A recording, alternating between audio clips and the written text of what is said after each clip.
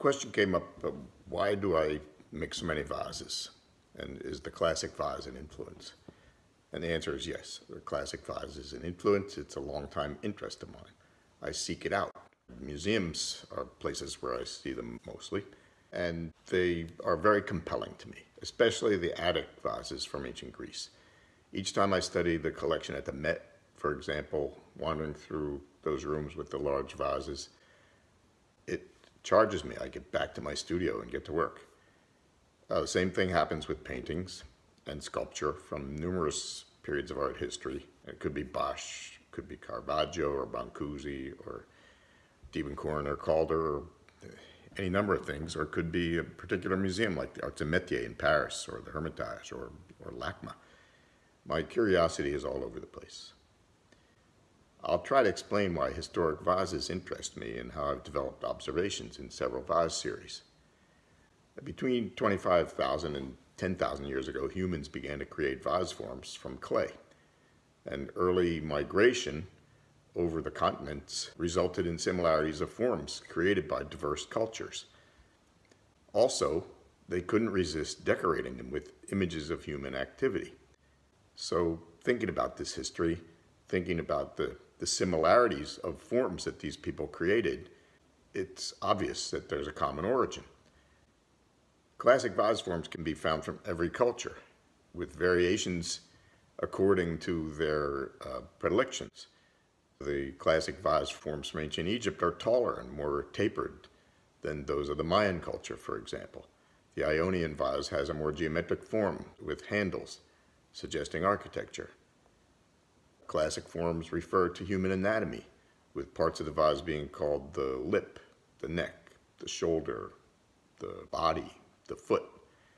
A Ming Dynasty vase has a pronounced shoulder, tapering down to a foot that's smaller in diameter. This shape comes from classic human shape ideals, such as male and female figures with broad shoulders and slim waists, as depicted by the artists at the time. Now, vases in history were purposeful, intended for use in a house or a temple or marketplace, sometimes commemorating an event. Some vases were meant to be visually important, occupying the same place that a sculpture would be placed. And many of them had illustrations with symbolic meaning. Figurative imagery can be found on vases dating back to the earliest civilizations. Now, the attic vase from ancient Greece, these kind of pieces from that time are thought to be the first evidence of objects made by identifiable artists. An interesting thing. Artists' visions have been conveyed to viewers perpetually as the vases they created became important objects. These pieces were kept by families through generations or acquired by museums for the public to see. As a format for expression, the vase is ubiquitous. It endured changes over millennia, and it remains a compelling part of artistic expression. 100 years ago, Dôme Lalique in France made Art Nouveau and Art Deco vases based often on classic forms. So while derived from the classic, these vases suggested change toward a vision of the future as sophisticated and elegant works intended to enhance modern interior decor. The decorative motifs and drawings and modeled human figures or animals or plant life transformed the vase from utilitarian to works of decorative art. A good, strong, classic vase draws me to it, and I'm satisfied by its form. It makes me feel as good as any painting or sculpture, because each kind of art can have the same magnetic effect on me. Art's a hedonistic pursuit. For even the viewer, art's more of a pleasure than for other purposes. The vase is a format for exploration, for self-expression, and I use it often. The classic vases have a voice for me. They're purposeful, often conveying thoughts or capturing a moment in time. They're a window onto their respective civilizations. They're about humanity, not about process. I try to convey a feeling with some of my vases, specifically the vases with drawings. Humor is my favorite. When somebody laughs out loud at one of my pieces, I get a kick from that moment, which dispels any doubts that may have crept into my head regarding the necessary seriousness of art. Incongruity disguised in beauty with an element of surprise. It's an approach that I use to accentuate a concept. So I like to draw. I keep sketchbooks and I have dozens of them. They're a reference for me. And many vases that I've drawn are based on classic forms and based on my visits to museum collections. So the vase has been a format of expression for me for 45 years now. I've gone from feeling like the artist trapped by the vase to times when I made no vases for a year or two. But I find the vase form to be an exceptional format for the presentation of my drawings. Now I'll take you through a collection of my vases. Here's a bird vase, which owes its form to the shape of an ancient Roman drinking cup.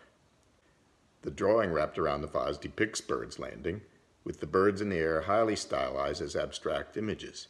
I made the piece thick so that I could deeply carve the relief into the glass, which causes light to create highlights and shadows, accentuating the activity of the drawing. Like many artists, I'm fascinated by tall buildings and like to convey those feelings through my work somehow. And with these Art Deco building vases, I was clearly suggesting the forms of the tall buildings, classic in their own way with the stacked up geometric forms. Yet, it's a classic vase form, with a pedestal foot, a straight body, going up to a rounded shoulder. And while exaggerating the proportions this way, I maintain the balance of traditional form. I made these pieces at the Dome factory in France, blowing them into molds that I carved in graphite. The Art Deco reference in the vase form is strongly influenced by dome vases that I found in the factory archives, way up in the back, all these dusty shelves. They were paying homage to the classic forms of ancient Greece or China in their pieces. And my stylization of the form is an elimination of the lip and the neck and just bringing it up and truncating it. And then I also made the form two-sided. So from the top view, it's almond-shaped. And they have a female figure on one side and a male figure on the other side. So each vase depicts different thematic imagery. The skyscraper vases are based on the most elemental part of the classic vase, which is the small foot and the wide shoulder. The vessel shape suggests aspiration to great heights, as skyscrapers do. The motif of buildings around the vase suggests a city. The face vases were a study of forms over about 10 years. I made them in a large variety of shapes, and some obviously classic with my own alterations and additions.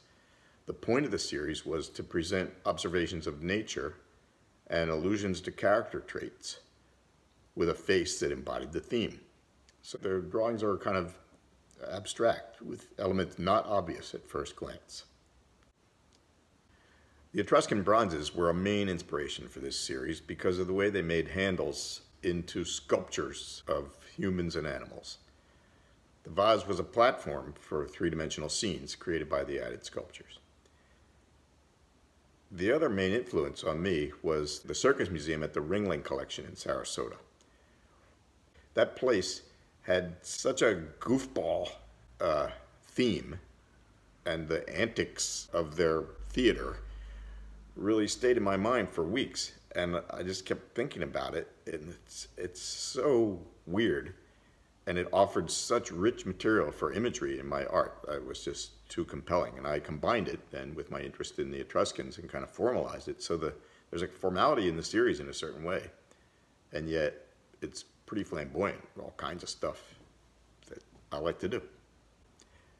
This piece refers to the Ionian vases in its outline and also in the motifs on the surface. So the main element is also Ionic. It's from the Ionic capital with the two spirals, and that's one of the most well-known images from that culture. Each piece has some reference to classicism, and it's been a constant in my art. That's a brief explanation of my thinking, and I hope these insights to my process have been of interest to you. Thank you.